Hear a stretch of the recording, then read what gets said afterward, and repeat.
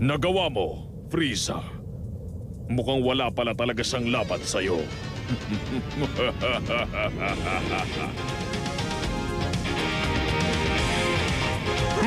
Kahit paano nakapag-ehersisyo ko bago dumating si Son Goku.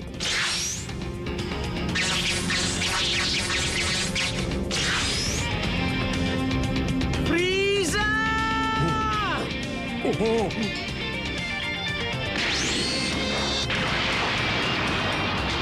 Hinahamon mo talaga ako, bata!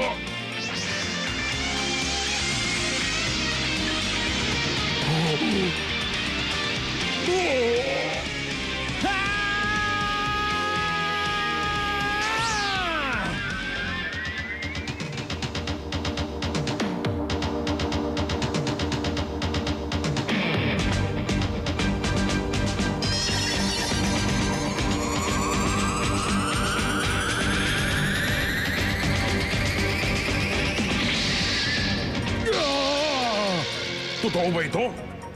May isa pa palang Super Saiyan bukod kay Goku? Sino kaya ang binatilyong ito? At naging madali lang para sa kanyang hatiin ang katawan ni Frieza sa isang pag-atake lang.